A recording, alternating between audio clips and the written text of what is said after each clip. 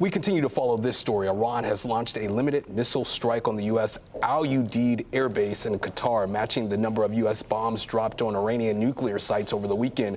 Qatar says it successfully intercepted the ballistic missiles with no U.S. casualties reported. President Trump dismissed the attack as, quote, a very weak response, revealing Iran has warned the U.S. in advance, a signal Tehran may be ready to de-escalate tensions.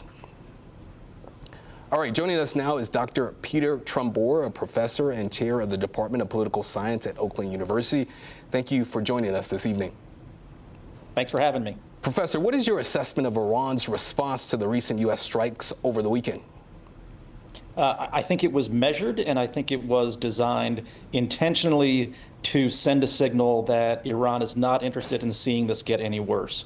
So the fact that that they fired the same number of missiles as the number of bombs that we dropped on their nuclear sites is one reason why I think we can draw that conclusion. The other, and probably more importantly, is that they warned both the Qataris and the U.S. military that this attack was coming, and that gave us time to evacuate personnel and make sure that the opportunity for casualties on the ground would be minimized. And I think that that has been successful. So, and Donald Trump's response on his social media platform, I think, indicates that he is also willing to see this be de-escalated. He made some sort of statement about now is the time for peace, and I think that that is a signal in the right direction here. And the Trump administration has sent mixed signals regarding its intentions toward a regime change in Iran. What are the potential ramifications of such a change, both for Iran and the broader region, as well as for U.S. interests?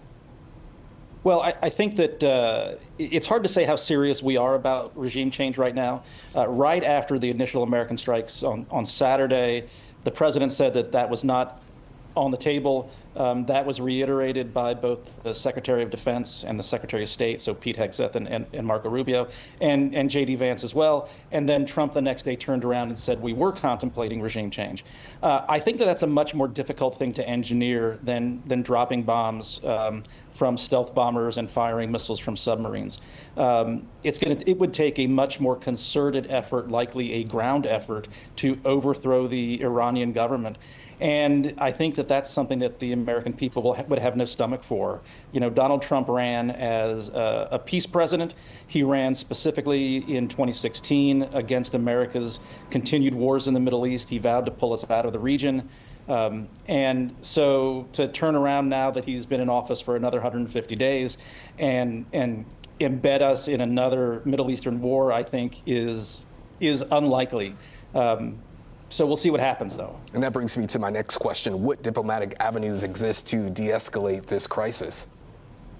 Well, you know, a framework could have been in place to negotiate with the Iranians about the status and future of its nuclear program. Those talks were supposed to resume literally days following when we launched that attack on Saturday. So I think that the preference would be, certainly my preference, and I think everyone's preference would be to see this negotiated peacefully. The reality is that we had an agreement in place in 2015 that the Obama administration had negotiated along with a number of partners and the Iranians that did exactly what it was intended to do, and that was to put the brakes on Iran's nuclear program. The Trump administration threw that into the trash can during its first term, and since then has been scrambling to figure out a way to once again try to contain Iran's nuclear ambitions. I think that the success of Israel's operation that it began 10 days ago, I think that gave Trump encouragement to pile on. Because up until this point, he's still been talking about a diplomatic solution. So I think the door is potentially there to be opened. The question is whether or not anybody's going to be serious about it. All right, we have to leave it there. Thanks for that perspective, Dr. Trumbore. We appreciate it.